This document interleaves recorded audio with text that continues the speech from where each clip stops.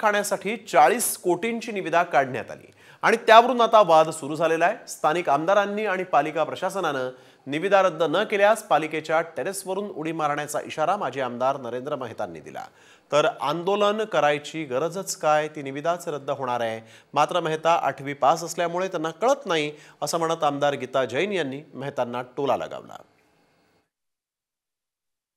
Tender 10 तारीख last दिवस आहे, या तारखेपर्यंत रद्द नाही केलं तर त्या महापालिकेच्या इमारतीवर मी उडी घेणार। मेलो तरी चालेल, माझा मेल्यानंतर बनवा, मी जिवंत आहे। जिथपर्यंत वीट तरी लावून दाखवावं। आणि या संदर्भात मंगळवारी 11 वाजता याच अहिंसा चौक भाईंदर वेस्टवर आम्ही आंदोलन पुकारलंय। आम्ही महापालिकेकडे जाऊ आणि आपल्या मान्य शिंदे साहेब आपले चीफ यांनाही मी मुख्यमंत्र्यांना निवेदन करतो की साहेब या शहराची गरज नाही आहे, खाणं पिणं विकणं हा आमचा विषय नाहीये।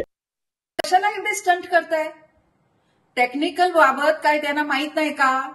मी जसं तुम्हाला सांगितलं की डीपी अजून फायनल झालं नाही तर हे टेंडर इलिगल आहे, त्यांना ते रद्दच करावं लागेल।